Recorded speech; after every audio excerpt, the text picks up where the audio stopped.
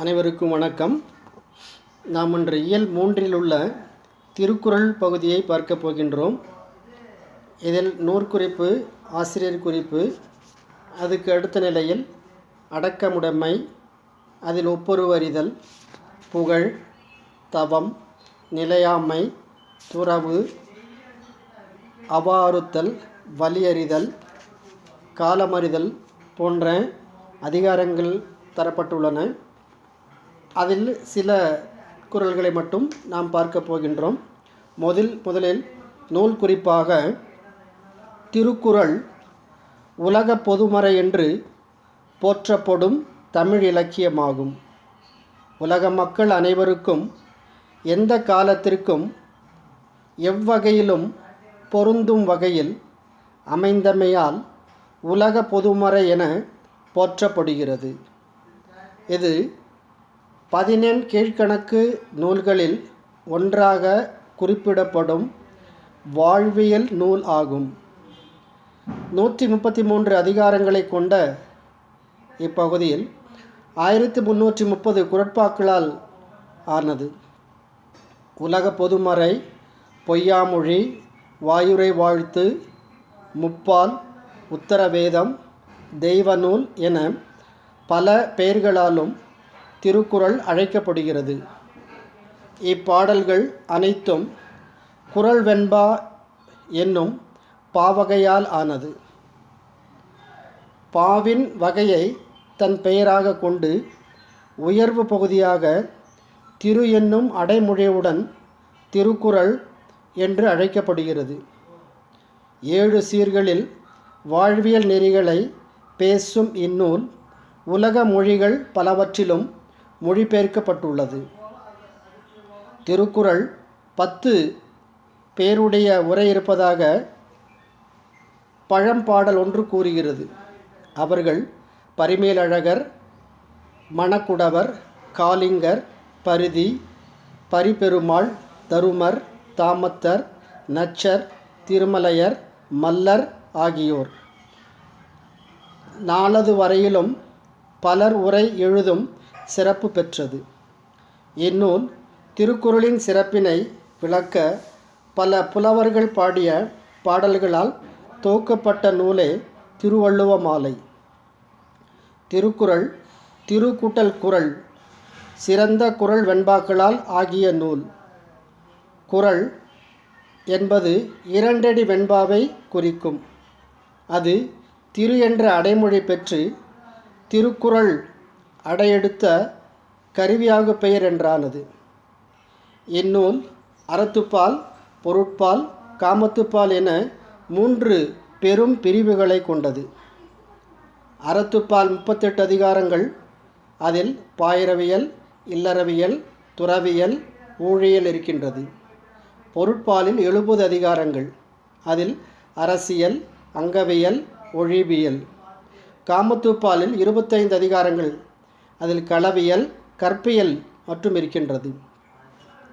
இந்நூல் அறத்துப்பால், பொருட்பால், காமத்துப்பால் என 3 பெரும் பிரிவுகளை திருக்குறள் 9 இயல்களை கொண்டது. திருக்குறள் உட்பிரிவு இயல். இந்நூல் அறத்துப்பால், பொருட்பால், காமத்துப்பால் என 3 பெரும் பிரிவுகளையும் ஆங்கிலம், லத்தீன், கிரேக்க முதலான உலக மொழிகள் பலவற்றிலும் இந்நூல் மொழிபெயர்க்கப்பட்டுள்ளது. இந்நூல் அறத்துப்பால், பொருட்பால், காமத்துப்பால் என 3 பெரும் பிரிவுகளை திருக்குறளின் அழியா தன்மையும் எடுத்துரைத்தவர் இறையனார் ஆவார்.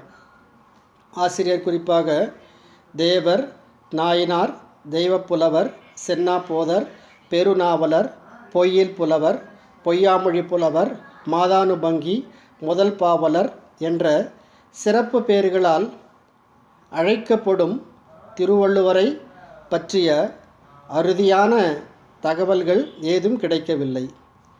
ஒவ்வொரு சமயத்தவரும் திருவள்ளுவரை தத்தம் சமயத்தை சார்ந்தவர் என்று புகழ்ந்து கூறும் அளவிற்கு திருக்குறள் புகழ் பெற்றிருக்கின்றது. ஆதிபகவன் என்பாருக்கு மகனாக தோன்றினார் என்றும் வள்ளுவர் என்பவரால் வளர்க்கப்பட்டு அவர் பெயராலே அழைக்கப்பட்டார் எனவும் கூறுவர். இவர் மார்க்க சகாயர் என்னும் வேளாளரின் மகள் வாசுகியை மணந்து மயிலாப்பூரில் நெசவுத் தொழில் செய்து வாழ்ந்தார் எனவும் கூறுவர். திருவள்ளுவரின் காலம் கிபி 31ஆம் நூற்றாண்டு என்றும் கணிக்கிடப்பட்டுள்ளது. இதில் அவருடைய சிறப்பும் கூறப்பட்டுள்ளது. இதில் நமக்கு தரப்பட்டுள்ளதாக அடக்கமுடைமை, இங்கே அந்த திருவள்ளுவர் காலம் பொன்னாயிரம் ஆண்டுன்னு சொல்வார்கள், அதில் கணக்கிடப்பட்டுள்ளது. இதில் அடக்கமுடைமையாக மனம், மொழி, உடம்பு ஆகியன தீய வழிகளில் செல்லாமல் நாம் பார்க்க வேண்டும், அடங்கியிருப்பது. அதை தான் அடக்கமுடைமையிலுடைய குறள், 3 குறள் தரப்பட்டுள்ளது. அதில் நிலையின் தெரியாது அடங்கியான் தோற்றம் மலையினும் மான பெரிது. நிலையின் தெரியாதடங்கியான் தோற்றம் மலையினும் மான பெரிது. இங்கே நிலையின் என்றால் என்ன? நிலை நின்று இல்லற நெறியிலின்று மாறாது. தெரியாது என்றால் நிலை பிறழாது. அவ்வாறு தோற்றம், அவ்வாறு இருக்கின்றவனுடைய உயர்வு மலையினும் மான பெரிது. மலையை காட்டிலும் சிறந்தது என்று சொல்வார்கள். அதைதான் இல்வாழ்க்கை ஆகிய நல்ல நெறியிலிருந்து மாறுபடாமல் அடக்கத்தோடு வாழ்பவரினுடைய உயர்வு, தோற்றம் என்றால் உயர்வு, மலையினும் மான பெரிது. மலையின் உயர்வை காட்டிலும் மிகவும் பெரியதாகும். இதுதான் நிலையின் தெரியாத அடங்கியான் தோற்றம் மலையினும் மான பெரிது என்று கூறுவர். அதே போல நாவை அடக்க வேண்டும்.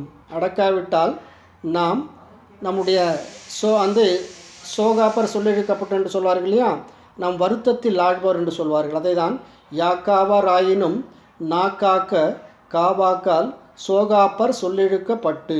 இங்கே யா என்று சொல்கின்ற பொழுது எவற்றை, எல்லாவற்றையும், யாக்காவார் ஆயினும் எதை காக்காவிட்டாலும், நா காக்க அப்படின்னா என்னுடைய நாவை அடக்க வேண்டும். இல்லையென்றால் சோகாப்பர் துன்புறுவர், வருந்துவர். எதற்கு? சொல்லிழக்கு, சொற்குற்றம் ஏற்பட்டு அதற்கு நாம் வருந்த வேண்டும். இதைதான் மக்கள் தாம் காக்க வேண்டியவற்றுள் எவற்றை காக்க தவறினாலும் நாவை மட்டுமாவது காக்க தெரிந்திருக்க வேண்டும்.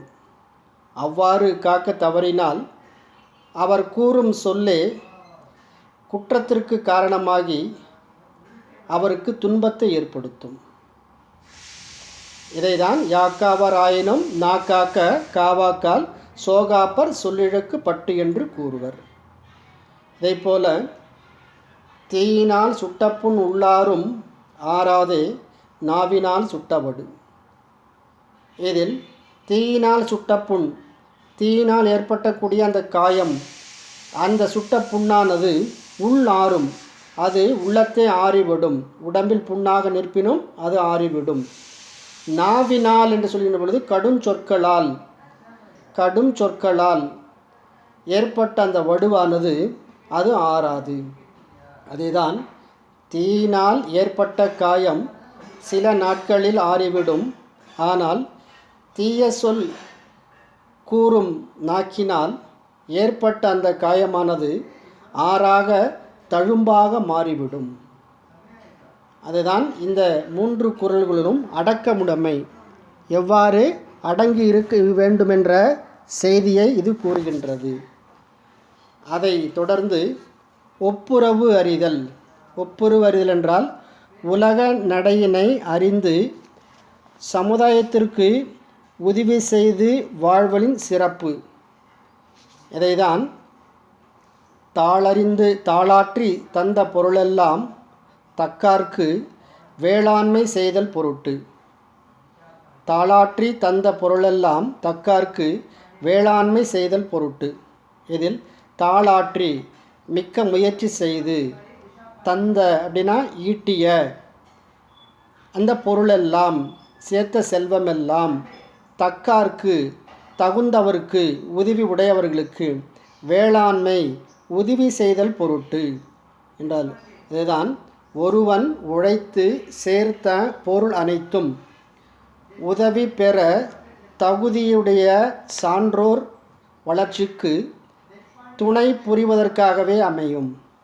அதுதான் தாளாற்றி தந்த பொருளெல்லாம் தக்கார்க்கு வேளாண்மை செய்தல் பொருட்டு.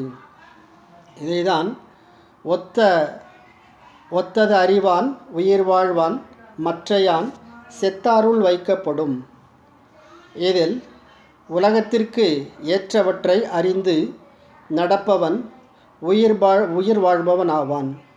அவ்வாறு இல்லாதவனை இறந்தவருள் ஒருவராக கருதி வைக்கப்படுவான். அப்போது உலகத்திற்கு ஏற்றவற்றை அறிந்து நடப்பவன் உயிர் வாழ்வான். அவ்வாறு இல்லாதவன் இறந்தவர்களுள் ஒருவராக கருதி வைக்கப்படுவான். ஒத்தது அறிவான் என்றால் உலக நடைமுறையினை அறிந்து இசைய செய்வது அவன் வாழ்வான். மற்றவர்கள் செத்தாருள் வைக்கப்படும். இறந்தாருள் ஒருவனாகவே அவன் கருதப்படுவான். இதன் மூலமாகவும் மருந்தாகி தப்பா மரத்தற்றால் செல்வம் பெருந்தகையான் கண்படின். இதில் மருந்தாகி என்று சொல்கின்ற பொழுது மருந்தாய், அதில் உலகம் நலம் பேணும் பெருந்தகையாளனிடம் செல்வம் திரளுமானால் இருக்குமானால் அல்லது சேருமானால் அது பூ இலை தளிர் காய் கனி வேர் ஆகிய அனைத்து உறுப்புகளாலும் பிணி போக்கும் மருந்து மரத்துக்கு இணையதாகும். ஆனால் மருந்து மரம் போல ஒருவன் இருந்தால் அவன் ஊருக்கு உதவி செய்வான். அது எல்லாருக்கும் பயன்படுகின்ற உதவியாக அவை இருக்கும். அப்போ ஒப்புரவாளன் எவ்வாறு இருக்க வேண்டும்? ஒரு மருந்து மரத்தை போல் இருக்க வேண்டும். அவ்வாறு இருந்தால் உலக மக்கள், அந்த ஊருக்கு இருக்கின்ற மக்கள் அனைவருக்கும் அது உதவி கிடைக்கும் என்ற தலைப்பில் ஒப்புரவறிதல் கூறப்படுகின்றது. இந்த பகுதியில் இருக்கின்ற மனப்பாட பகுதிகள் இருந்தால் இதை படிக்க வேண்டும். இதனுடைய திருக்குறளுடைய நூல் குறிப்பு ஆசிரியர் குறிப்பும் தெரிந்து கொள்ள வேண்டும். இப்போது அடக்கமுடைமை ஒப்புரவறிதல் பார்த்திருக்கின்றோம். அடுத்த பகுதியில் புகழ் தவம் பற்றிய செய்திகளை பார்க்கலாம். நன்றி, வணக்கம்.